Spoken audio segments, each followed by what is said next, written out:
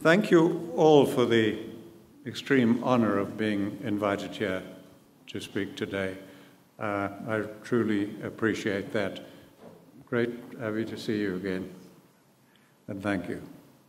I'm not going to talk about the things you're all very familiar with, and repeat that, the need for economies to change, you're more knowledgeable than I am, the need for community farming, and all the stuff you're doing that is so good. I want to take us to a global scale, because we cannot, any of us, be an island unto ourselves today. No nation can, no farm can, no community can. We're going to have to look at things globally. We live in a troubled world, but it's always been a troubled world. More than 20 civilizations have failed in different regions of the world because of their agriculture over the centuries, and now we are facing global catastrophe and culminating in climate change.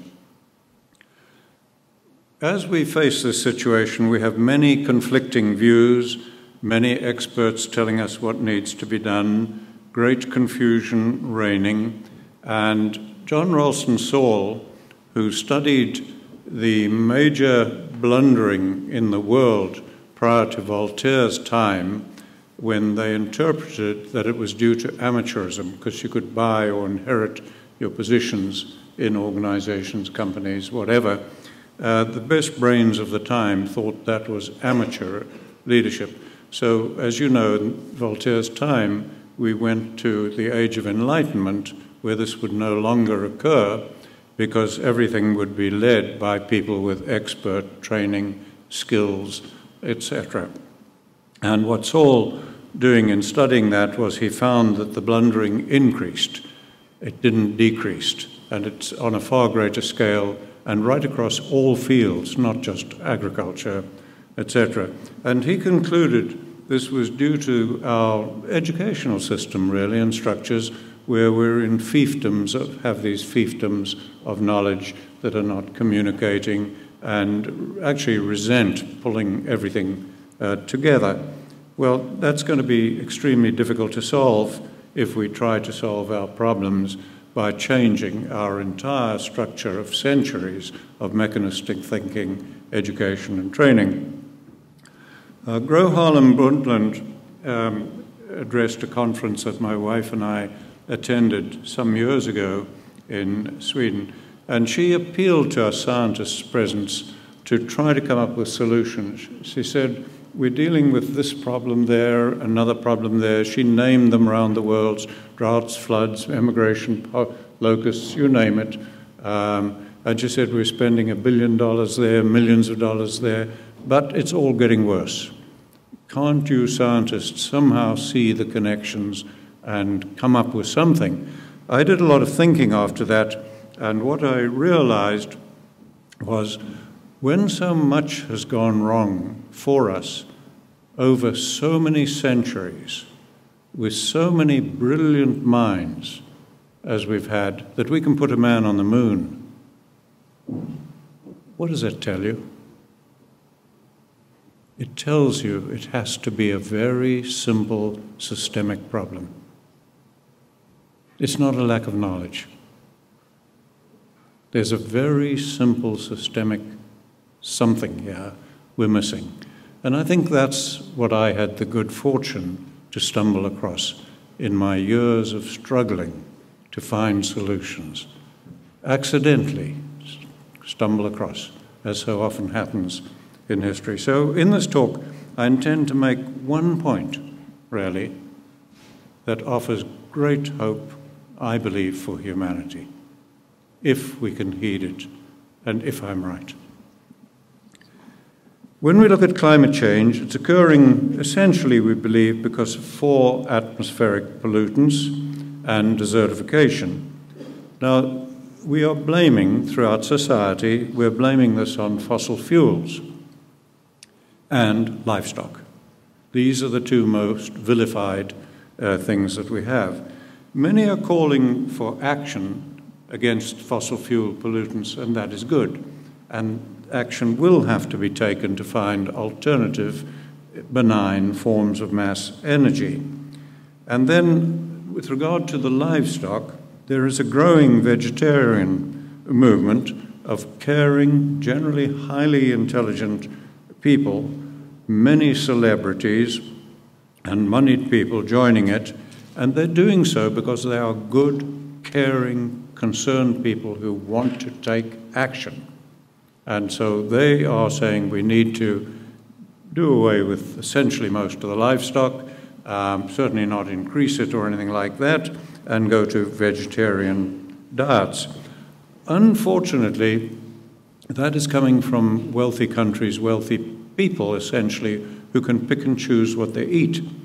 That's not showing any empathy for people in the vast area of the world, right across North Africa through to India and up into China, far greater than the size of the United States, where 98% of the land can only feed and support people from animal products. So it's showing no empathy for those people, and thousands of mothers and children are starving and dying as we talk without a choice of diet as we have. We need to be more empathetic. Now let's look at agriculture for a moment. It is the foundation of civilization, economies, everything that we have. Without agriculture, we wouldn't be in this room today. You cannot have an orchestra, a choir, a church, a government, a university, an army, a library. It is our entire foundation. There is no other foundation of civilization as we know it. Now, if we define agriculture, it is not just crop production as media and people, and most of us think. When we talk agriculture, we think of crop production. No, agriculture is the production of food and fiber from the world's land and waters. Now, almost the whole of our planet is involved in agricultural production today. A few countries recognize this with a Ministry of Agriculture and Fisheries, for example. Fisheries, forestry, wildlife, this is all agriculture. And when we look at our planet that is struggling today, we find that about 5% of our planet is involved in crop production. So if we were going to be vegetarians, it would have to come from 5% of the planet. 95% is involved in agriculture, but not crop production. If we look at the land alone, about 20% is involved in crop production, 80% in non-crop production agriculture, including the United States, which comes about almost the same as that global average. Now, how are we doing in agriculture, which has to sustain our civilizations? If we look at the land part of it, our soil scientists tell us that we're losing more than 75 billion tons of dead eroding soil every year. These are extremely conservative figures because they're coming mostly from the 20% of the land, most of those figures as far as I can ascertain. Now, 75 billion tons is hard for us to picture. So think of that as 10 tons of eroding soil for every one of you and every other one of the 7 billion people alive today. 10 tons of eroding soil we're producing for every one of us today, every year. We need about half a ton of food. So we're producing 20 times as much dead, eroding soil as food we need per human today. And our population is going to rise to 9 or 10 billion people. That, I believe, is the most frightening statistic in the world. Now, as well as that, doing that destruction, agriculture is resulting in billions of acres of biomass burning every year, and it's resulting in global desertification. Seen from space, as I heard one speaker saying one day, seen from space over time, over the last 10,000 years, we would be seen as a desert-making species when we think of the global picture. So I think I can say that agriculture is, without question, the most destructive industry we have. Agriculture is more dangerous than fossil fuels, but we're not treating it that way. So let's look a moment at this soil destruction, which is the key to our future. A great many good people are proposing solutions to the soil destruction. Many of you, all of you, are probably involved. We need to go to organic agriculture, grass-fed animals, all of these good things that we are believing in and talking about. These people are recognizing, these people ourselves are recognizing that the solution needs to be biological, that agriculture needs to be based on the biological sciences and not on chemistry and smart marketing of technology, as most of agriculture is today. Now, I want you to think for a moment. That we're promoting destroyed 20 civilizations. They had nothing but organic and grass-fed animals. They didn't have the fossil fuels. They didn't have any of things today. So we have to go deeper. It is no good calling for everything to be organic, sustainable, grass-fed. They've done that over 10,000 years. In all regions of the world, agriculture failed under that. We must go deeper. I cannot stress that too much. Now, let's begin to go deeper. There are two broadly different types of environment on the land in the world that we do not recognize enough. The rainfall in London, the rainfall in Johannesburg are about the same. I think you know enough to know that they are totally different climates, totally different environments. The rainfall in Washington, New York, where you are here, and the climate you are in here is totally different from Phoenix, Albuquerque, San Diego. Completely different. But our treatment, our thinking is the same in these different environments. Very roughly, about 1/3 of the world's land is environments like we are in here, where the humidity throughout the year is relatively even, and about 2/3 of the world's land, which is by far the greatest area, is very different in that the humidity is very erratic through the year. We get months of humid period and then months of dryness.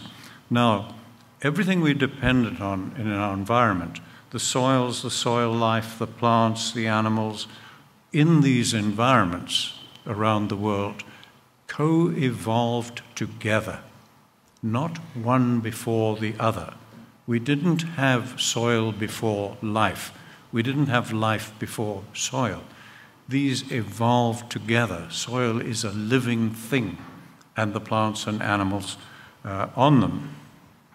Now, in our siloed fiefdom science that I was trained in and began to rebel against and see didn't make sense when I was 20, what we didn't look at throughout the world, all of us scientists, we didn't look at the life cycle in enough detail. For all life to occur, we have to have a cycle of birth, growth, death, and decay.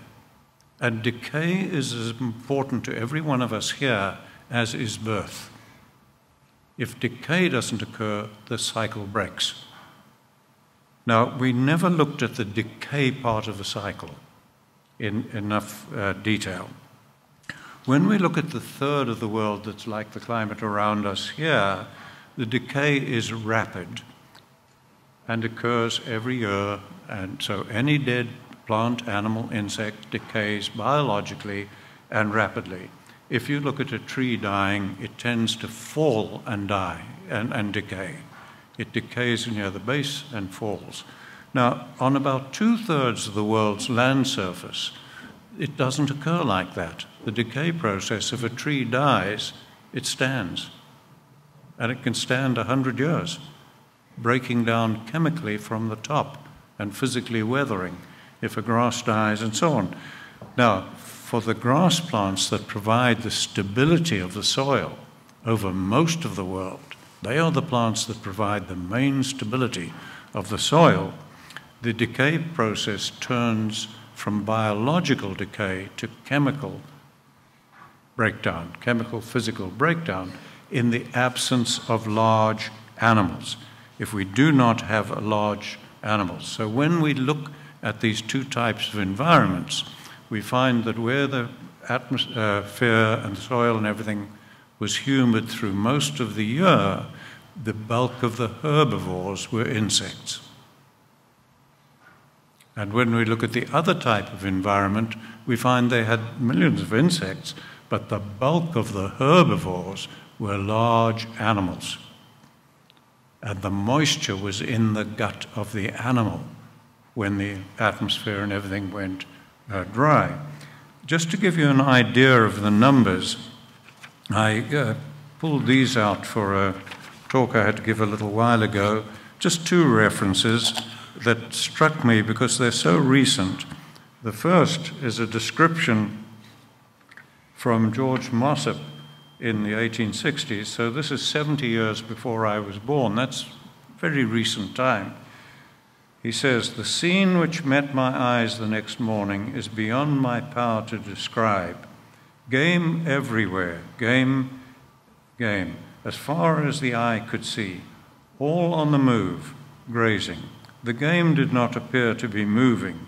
The impression I received was that the earth was doing so, carrying the game with it. They were in such vast numbers, hundreds of thousands of blesbok, springbok, wildebeest, and many others were all around us."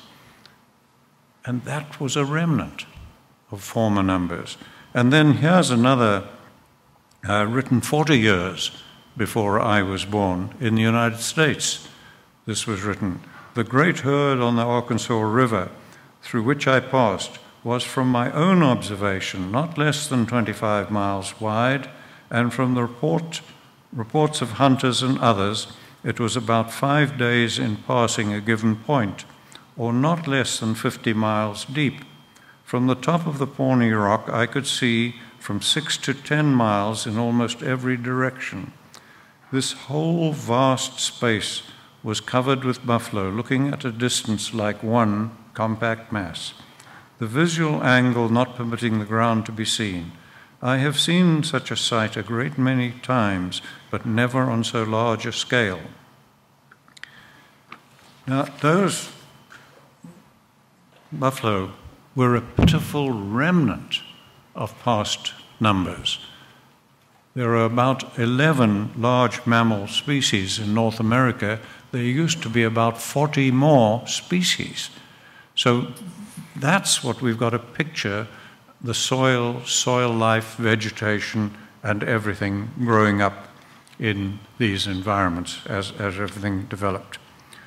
All right, so if we're going to put things right, agriculture, regeneration of soil, desertification on the world, how are we going to do so? We are a tool-using animal. I would like all of you, please, to do what I've just done and drink some water right now, but do not use technology. How would you do it? You'd have to go and find the nearest river and drink with your hands and mouth. We cannot even drink water without technology today. All right? We are a tool-using animal. Now, we have a biological problem to solve: soil regeneration and desertification. What tools are we going to use? Scientists, policymakers, environmental organizations, universities, all of us believe we have a great many tools and options. But do we? Let's look at them. What are our options? One is technology. And we've had that for 1,000,000 years, starting with our sticks and stones, and we couldn't influence our environment. And then we got a second tool, which was fire, somewhere in the last 1,000,000 years. We could then melt the stones and go into the copper, the bronze, and the Iron Age, and look at everything around you today. And it was only made possible by fire. The clothes you're wearing, these things around me, building this. So for most of human existence, we've had two tools, technology and fire.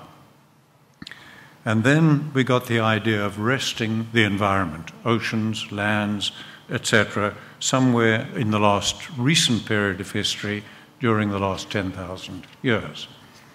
So we have three tools. Now let's look at technology to address the decay part of the life cycle on 2/3 of the world, which is what we essentially have to do, and in agriculture and soils and so on. I think you can all see for yourselves that no technology, even imaginable in science fiction, will solve that problem. I think we can take that as a given. Fire cannot, because it is rapid oxidation and it exposes soil and pollutes the environment. And then the idea of resting the environment is the most powerful thing we can do in these environments. So if we rest these sort of environments, biodiversity recovers fully and soil and everything recovers fully, and we see that with failed civilizations where their abandoned civilizations are found under forest or jungle today. Now, resting the environment, as I showed in the TED talk, is the most destructive practice we have in the greater parts of the land's earth where the humidity is seasonal. And that is why I showed in the TED talk a national park in New Mexico, just deep, gullied, eroding, bare ground devoid of life, because it is under protection or rest. And if we were giving this talk today in Albuquerque, in my home, we could go 500 yards into the Aldo Leopold Memorial Forest on the Rio Grande River. And if Leopold was alive today, he would just be horrified at the loss of life, the desertification occurring in a riparian area 500 yards from my home. So resting the environment can have totally different effects. It is the most powerful thing we have in the oceans, the lakes, the rivers, the humid environments, and its role flips in most of the world. So we're only left with one other possibility or tool we've ever used, and that's small living organisms to make cheese and wine, and now to manufacture new species. But we've never used those to manage our environment at large. So from what I'm saying, is civilization doomed? Prior to our London conference last year, I read a report from a group in Oxford. It was a group of philosophers, mathematicians, scientists, think tank, if you like, that were looking at the 5 greatest dangers to human survival. And one of them wasn't climate change. And they explained why. They said because with climate change, some parts of the planet will still be inhabitable. If we believe that, that means billions of people will be dead. Most of our cities and civilization will be gone. Now, so billions are threatened by it, but already by desertification, which is a major component of climate change, millions are suffering and dying, as I said, as we talk today, from the symptoms, not of climate change, but of desertification, increasing frequency and severity of droughts and floods, poverty, social breakdown, mass emigration to Europe, boatloads of drowning people in the Mediterranean, violence, recruitment to problematic organizations, etc. So millions of people are already suffering right across North Africa, as I said, up into China. All right, enough of that doomsday situation we face, but those are the realities as I see them. Now, this hit me in the 1960s, which is a while ago.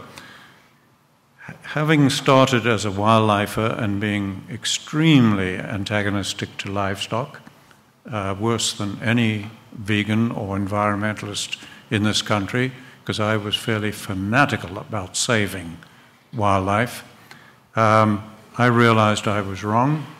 I realized we had to look at livestock seriously, that we had no option but to look at livestock.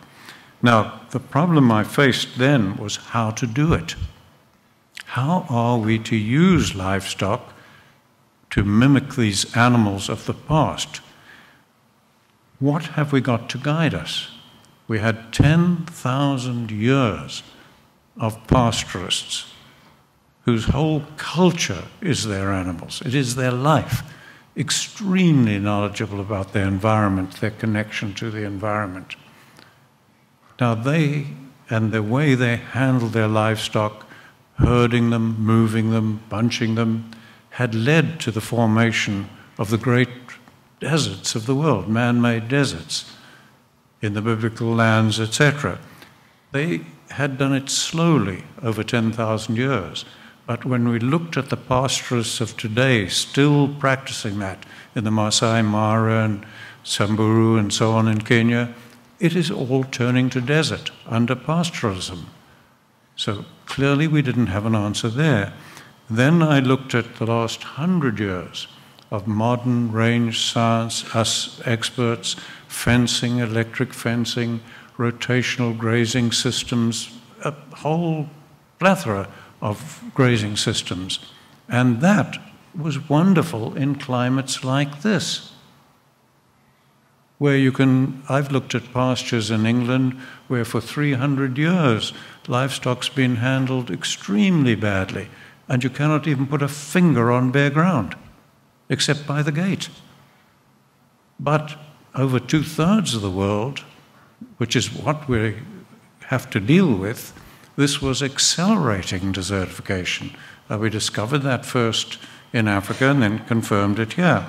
So it seemed there was just no way that we could run livestock.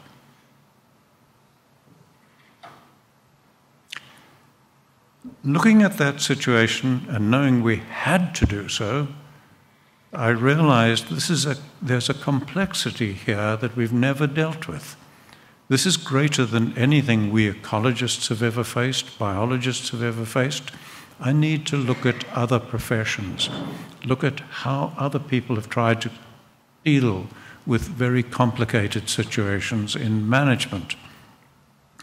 Looking at businesses, Harvard Business Planning, all of these things, it was too theoretical, too impractical, didn't deal with enough of the complexity. I found what I was looking for in military thinking. Over 300 years in Europe, people fighting battles had fought and had to manage in extreme complexity, changing all the time, and had to work out how anybody could come up with the best possible plan right now. They had done this for 300 years. Why reinvent the wheel? I looked at how they'd done it. It made sense. They'd taken very complicated situations, divided it into little segments that the mind could cope with, and officers were trained to just go through that thinking fast and come up with the best possible planning. I'm not going to improve on that. Who's going to improve on that? Now, I've got one more problem. I can see how they did it. We could do that with agriculture, crops, livestock, wildlife. We could do that, but I've got a problem here. Battles are fought for an hour. Battles are fought for a week. They're not fought for a year, 2 years. Farmers and ranchers, foresters, wildlifers, we have to think long term. We have to plan for a whole year. How on earth can we do that then? Oh, it's so logical. Put it on a chart. On one piece of paper, you can express time right across the top. Months, years. You can express area down one side. You can express volume. You can put problems like a minefield. You can then plot where to put cattle. You can then plot how to get the behavior right. Whew, lo and behold, that's simple. I designed it, did it, and it worked. It worked immediately because it had 300 years of work behind it and experience. And I can say to you with all sincerity, I'm not aware of a single failure in now over 50 years where people do that. And no matter how complicated the farm, the cropping, the orchards, the wildlife are, that's the way we do it. And we can train people to do that in a day. I have trained African school leaver, one of them in particular, in an hour and a half. And he did a perfect job. It is so profoundly simple. So finally we seem to be onto something there. Now,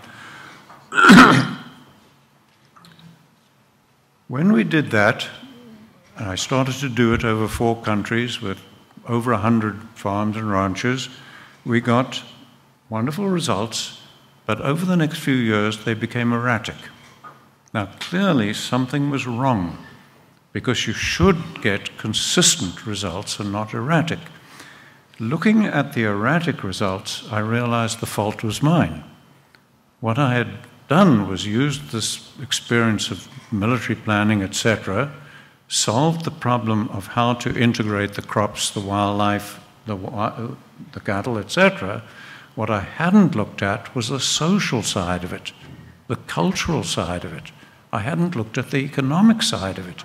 You cannot, in any management, do anything that avoids social, environmental, and economic complexity. And I hadn't brought them all together. So we then went back to battling with that, and by 1984, we had corrected that and found out how to do that part that was required. And at that point, it became, the word holistic came in. Holistic plan grazing, holistic management. And since then, we've had constantly replicable results as long as we do it. And doing that, we can address the full complexity on any farm, but we also found we could address the full complexity through to policies and development projects. And that we had discovered accidentally. It wasn't what we were trying to solve. So let's look at some results, talk about some results for a moment. On the land, we now have people practicing to various levels. None of us do it perfectly, but practicing on millions of acres on 6 continents now. That is spread through ordinary people, results, and so on.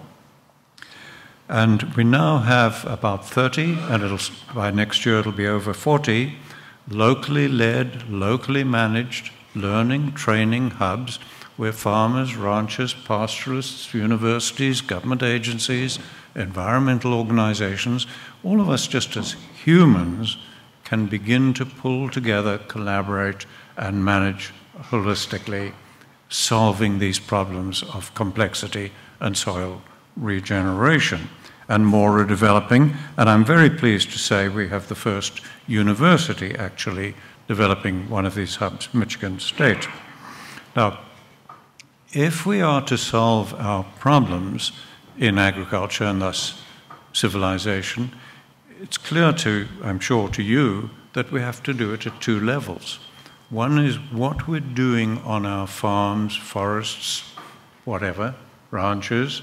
At the other is policy, because it's no good having all of us at the ground level doing the right thing when policies are forcing us to do the wrong thing. And that is what is happening in every country in the world today that I work in. So what are the results in policy? very far-sighted people in the USDA in the early 1980s realized the importance of what they were seeing. And they engaged me over a 2-year period to put 2,000 scientists through training from all the agencies: Soil Conservation Service, Bureau of Indian Affairs, Forest Service, Bureau of Land Management, World Bank, USAID, and faculty members from agricultural land-grant colleges. So 2,000 of these people came through training with me, a week of training over a 2-year period. And with all of them, I encouraged them to bring their own policies for analysis to work on themselves with the holistic framework, holistic management framework, and they did so. And these policies covered everything you can imagine: droughts, floods, silting dams, noxious plants, you name it, agricultural problems. Now, they could not find a single policy that they brought that would work and that would not lead to unintended consequences, because all of the policies were not addressing the complexity. And one group in training had a heated discussion about it that I just let go, and they came to agreement and made a statement that they all agreed on and that we wrote down verbatim and I put in our textbook. And that statement was, we now recognize that unsound resource management is universal in the United States. Right, I think that's highly significant, that people with just a week of training in this can conclude that about their own work. Now, let me return to climate change. Climate change, we believe, as I said earlier, is happening essentially because of 4 atmospheric pollutants: carbon dioxide, methane, nitrous oxide, and black carbon, and then desertification as well. Now, these 4 pollutants are coming from fossil fuels and from agriculture, and the figures are very erratic. There are many figures, so let us just assume for a moment that it's roughly 50% of the pollutants coming from fossil fuels and roughly 50% coming from agriculture. What can we prevent from going into the atmosphere using the 3 tools we have? Technology, fire, and rest. Clearly, the only thing we can do is to use technology to prevent the 50% coming from fossil fuels. That's absolutely clear. That means we are guaranteed continuation of climate change. Guaranteed. Now, what can we remove and store somewhere using the 3 tools we have as scientists? Let's look at where could we store it, if we could remove it. We could store it in the oceans. No, they're already acidifying. We could store it in trees. Everybody believes in that. The answer is no, because trees are part of the ambient carbon cycle of all life, and they release that carbon when they die. And a small percentage goes to the soil through trees. So we're left with the soil. The soil is the key to that problem. Now, so what can we safely remove and store in the soil using technology, fire, and rest? And the answer is nothing. Even if we found a technological way of doing it, that would be like playing Russian roulette with all 6 chambers of the revolver loaded. No, Russian roulette with 2 revolvers with all 6 chambers loaded. We have never yet solved a biological problem of this magnitude or anything approaching it with technology. So then, when we look at that, are we doomed? What's the future of civilization?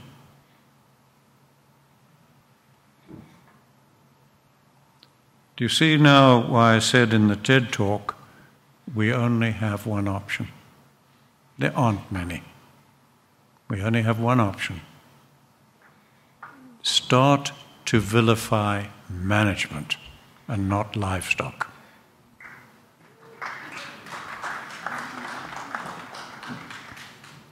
Management is the problem. Livestock, the innocent animals, were never the problem.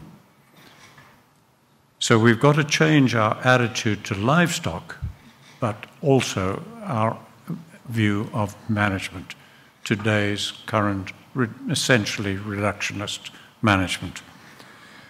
Now, if we do that, and we add livestock now to the equation, and I was to go through the questions just now, what can we safely stop of the 4 pollutants getting to the atmosphere if we now use technology, fire arrest, and livestock? And the answer is we now have the real possibility of stopping all of it. It becomes possible once you put livestock in as a tool.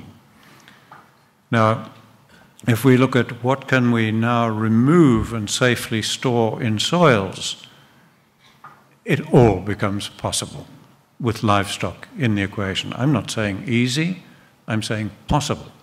Without livestock, it is not possible. And I like to go with things that are possible.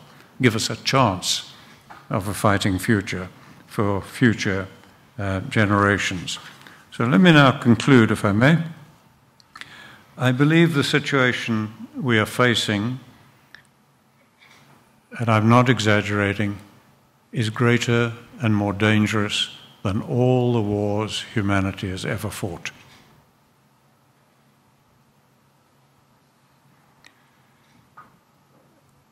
Policies are going to be essential, as are practices on the ground, if we are to have a chance of saving civilizations. Our policies are controlled by institutions, organizations. Individuals don't form them. We don't as individuals. We form our institutions for good reason. We need them because they are efficient. They're an efficient way of doing things, and they are efficient. But they are complex, soft systems in systems science thinking. And as such, they have what are called wicked problems. This means problems that weren't predictable and that are difficult to solve. Our organizations, being efficient, are always leading the way in what they reflect, which is the prevailing view of society. Society believes in technology, for example. So go into a farming organization or a university or an environmental organization, whatever, and they will have the latest software, the latest computers, the latest cell phones, the latest technology. So when our organizations function like that, it's absolutely understandable that they lead, and we do not question. So, for example, we all believe in technology solving problems. So when our institutions said we can reverse desertification by using big machines, everybody believed it. Nobody questioned it. It came from prestigious universities, acknowledged experts, and America and many countries spent millions of dollars on large machines that now lie rusting, because machines couldn't do it. But the point is, we never questioned it. Now, in the UAE, United Arab Emirates, because we believe in technology, Trey and I were there not too long ago, and we saw over $30 billion spent. We were flown around it with helicopters on drip irrigation, desalination, and planting trees. And it's all a total pathetic failure, with desert sands just moving through it. In Israel, because we believe in technology, our institutions there are spending more than 10,000 euros per hectare harvesting rainwater off the desert with technology to plant trees, while removing the Bedouins' sheep and paying the men an allowance based on how many children they have. What do you think the men are doing? Breeding. I had dinner with the mayor of one town. He asked me what the average age of his citizens was, and I said, I don't know, you'll have to tell me. He said, 12 years old, average age of the citizens. So, you see, we believe in technology, and that's what happens. We've known for over 50 years how to reverse desertification with livestock, but our institutions cannot change because society doesn't believe it yet. So what we have to do is to change the view of society so that our institutions can change. I cannot find a single case in history where any organization has been able to change ahead of a significant change in that society's views. This is why the TED Talk in 20 minutes, going to over 3 million people, did more than 50 years of struggle to get institutional change. Now, there are 3 distracting issues that are bedeviling us at the moment. One is the move to be vegetarian, as I mentioned earlier. Another is the constant references to the amount of methane that cattle put out. And a third is the endless bickering and arguing and discussing about how much carbon the soil can absorb, especially grassland soils of the world. Now, these are distracting issues, endangering humanity. Let me explain why. And I'm going to assume for the moment, let's assume this, assume that all of the world's people became vegetarian. We ate no more animal products and didn't kill animals. Let's assume that for a moment. Let's assume for a moment that over the next 20 years we did an enormous amount of research, spent billions of dollars on it, and we proved that cattle put out 10 times the methane they actually do. Not true, but assume it. Let's assume that those same 20 years and millions of dollars proved that the soil could absorb no carbon. Okay, all untrue, but those assumptions. Now my question to you would be, what are you going to do then about climate change, desertification, poverty, violence, all the things I mentioned? You're still going to have to use livestock and holistic planned grazing, holistic management. You're going to have to deal with the complexity and use livestock.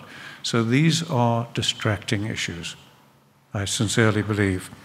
If we look at the latest UN Global Sustainable Development Goals, all of them are not dealing with the complexity.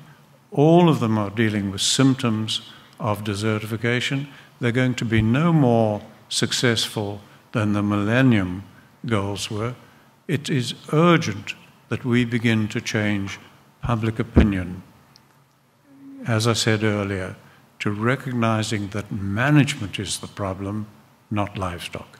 So we have to change our attitude to livestock, but if we change our attitude to that only, we will have fairly great success in climates like this, and we are doomed because 2/3 of the world, it will not work. So we have 2 things we have to do together, and that is to try to change the attitude to management and to livestock. The sands of time are running out, I believe, for institutional change, and I can only see two options ahead of us. And if any of you can see another option, I'm all ears. The two options I can see ahead of us are we continue to make incremental change, as I call it. If you look at Lord Ashby's research, where he looked at Britain and America over the last 200 years and how truly new thinking comes into society, democratic societies, he shows us that that incremental change with things like this that are counterintuitive takes from 100 to 200 years, normally. So far, we have been 50 years just getting some inkling that livestock are important, even though many of you know that Sir Albert Howard wrote that stuff before I was born, telling us that livestock would be essential in agriculture, and he was looking at the crop side of it. So we can continue with incremental change, and we're making remarkable progress, but I believe it too slow. Or we can start to find some way to make more rapid change in public opinion. And all I can see happening here is that more of our caring, influential, moneyed people begin helping us speed the information change. By providing the wherewithal to get more documentary films out, much more investigative reporting, which can do so much when it's good, many more articles, books out, etc., social networking. And I keep believing if there's some way that influential people can bring about some sort of inquiry, I don't know whether that's congressional inquiry, what is the best, but some sort of public inquiry that really looks at the science, the management of resources, resource management in the United States, if that could be brought about. I and many of you in the room, all of you probably, and a great many ordinary people are doing the best we can with what we have, but we need to somehow speed this change of public perception about management and how it needs to be holistic, and the essential fact that without livestock, we're not going to save civilization as we know it. What are you going to do? Thank you.